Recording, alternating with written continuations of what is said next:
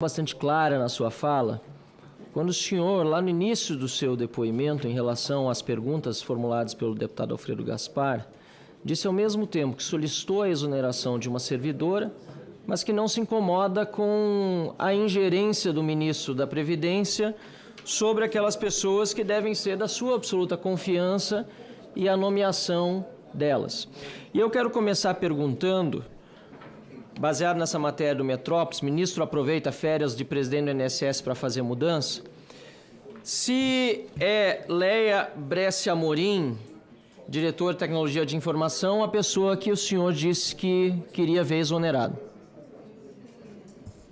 Confirmo, é ela mesma. E ela continua lá? Continua.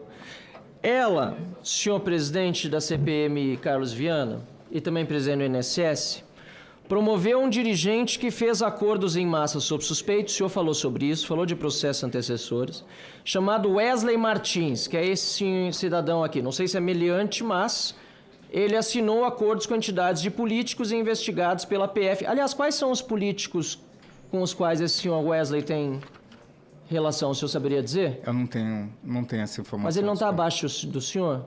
Ele, na verdade, ele é um coordenador que está ligado à Superintendência do Nordeste. Mas está no INSS? Está no INSS. O senhor não teve curiosidade de perguntar quais são os políticos com os quais ele tem relacionamento, apesar de ser publicado na imprensa?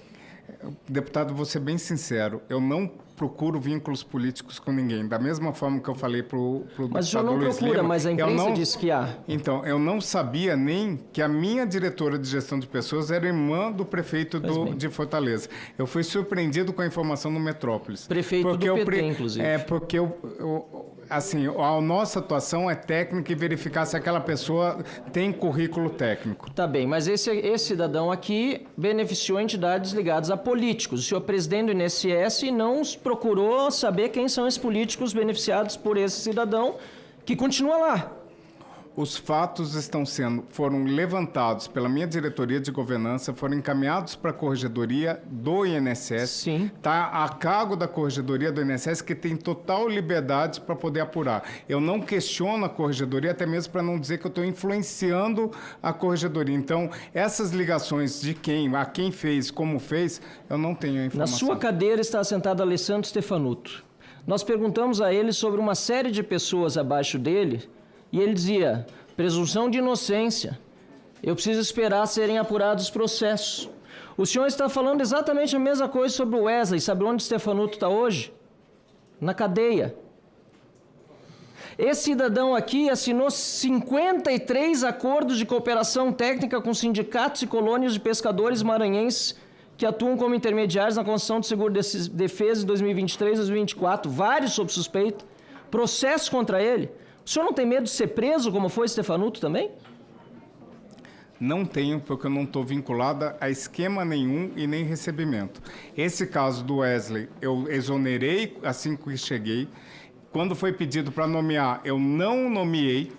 E entendi, quando a minha diretora substituta nomeia, e eu questiono, ainda em viagem, ela fala, procurei na corregedoria e não tinha nada instaurado contra ele, mesmo estando 6 meses depois. Eu vou lhe dizer, e daí, senhor... essa morosidade, eu não posso também punir a pessoa pro resto da vida sem a abertura de um processo. Tão logo a corregedoria me traga informações concretas de que ele tem algum tipo de responsabilidade, ele será exonerado e, se for o caso, aplicado a penalidade. Eu sugiro que o senhor tome providências, peça ao ministro exonerar hoje, porque o senhor Stefanuto dizia a mesma coisa. Eu não tenho nada a ver, não fiz nada ilegal. Eu estou errado, de ser um relator. Dizia exatamente a mesma coisa. Eu não sou par do esquema. Depois acharam uma anotação de propina lá para o senhor Stefanuto. O cara que tem lado, a gente descobriu, o lado da bandidagem. O cara que é progressista. Progresso dele da quadrilha que ele representava. Dizia que não tinha nada com isso, tinha presunção de inocência. Mas enquanto isso, Luiz Lima, tinha que deixar os ACTs funcionando, porque afinal de contas... Presunção de inocência. Olha onde nós chegamos, senhor Gilberto Valles. O senhor é corregedor. Foi corregedor-geral da União. E o senhor, quando foi corregedor-geral da União, foi aqui revelado pelo senhor relator, não fez o que tinha de ser feito para que os ACTs fraudulentos lá daquela época pudessem ser devidamente fiscalizados e o rombo dos aposentados ainda lá no passado fossem evitados, fossem pausados. Até me pergunto se não foi por isso que Lula o escolheu, porque Lula ele gosta de colocar pessoas, pelo que a gente vê ao longo dessa trajetória, que realmente deixam as coisas acontecer sem que haja o devido controle. E aí eu me pergunto também, senhor presidente Gilberto Valer Júnior, até que ponto esse acordo firmado pelo Lula, que o senhor participou com os aposentados, foi um acordo benéfico para o cidadão, porque não deu para o aposentado que foi lesado, não deu para o aposentado direito da lei. Eu queria lhe perguntar por que foi feito isso. 2 vezes o valor daquilo que lhe foi subtraído, mais eventual ressarcimento, tiraram direito, inclusive, da pessoa recorrer. E mais, aqui foi levantado, eu queria fazer essa pergunta muito objetiva para o senhor. Os roubados pelos sindicatos e pelas associações fraudulentas foram ressarcidos com dinheiro do pagador dos impostos, por nós brasileiros. Os roubados pelos bancos, não, porque o senhor decidiu pedir ao Lula que vetasse o trecho da lei que fazia o INSS ressarcir cidadãos. Porque para o governo Lula e para o senhor é mais importante preservar os bancos do que os sindicatos. Qual é a explicação, senhor Gilberto? Vamos lá, deputado. Primeiro, eu desafio o senhor a achar algum documento que chegou a mim como Corregedor-Geral da União sobre desconto associativo. Se o senhor achar, o senhor pode me responsabilizar por prevaricação. Se não achar, eu acho que a alegação foi muito leviana de Vossa Senhora. A alegação é do relator, deputado Alfredo Gaspar. O senhor não me acuse de leviano. O senhor me acusou de prevaricador. Então, não, mas se lhe serviu o chapéu, fique à vontade. Okay. Se lhe serviu o chapéu, fique à vontade, senhor Gilberto. Sabe por quê? Porque isso está demonstrado ao longo dos tempos. Ou o senhor aprova a gestão do Carlos Lupe? O senhor aprova a gestão do ex-ministro da Previdência, Carlos Lupe? Eu nunca fiz parte da gestão de Carlos Lupe. Não estou perguntando se fez parte, perguntei se aprova, sim ou não. Eu não tenho que aprovar ou não. Eu não tenho que avaliar a gestão de Carlos Lupe. Mas se a gestão deixou roubar nesse ponto, o senhor não pode avaliar, então o senhor, sinceramente, também tem lado. Como teve o Alessandro Stefanuto, que veio aqui e hoje está preso. Então, é mais uma mentira do governo Lula. Colocamos alguém para sanear o INSS. Está aí, a roubalheira continua. Foi feito por amostragem a questão... Senhores, o colega parlamentar tem a liberdade da palavra. Não, o colega parlamentar tem a liberdade da palavra. Mais um minuto para o deputado Marcel Van Hatten. Mais um minuto para o deputado Marcel Van Hatten, por favor. Senhores, ele tem direito à palavra, assim como os senhores têm também. Os dois próximos são os senhores, praticamente. Pode desacatar a pessoa que... Senhores, o parlamentar tem liberdade de palavra. Eu não desacatei ninguém, deputado Marcel Van Hatten, por favor. Eu não desacatei ninguém. Continue, por gentileza. Eu estou falando que a roubalheira continua e o próprio Gilberto Valer admitiu isso.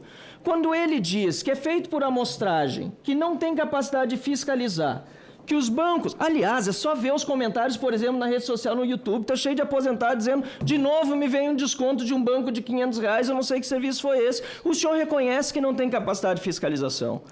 O relator diz que os bancos não têm a fiscalização externa que deveriam ter. Aliás, o Banco Central não consegue fazer tudo. Então, quer dizer, na verdade, esse consignado, sinceramente, não deveria nem existir, porque se tem possibilidade de um roubo nessa monta, por que ele existe?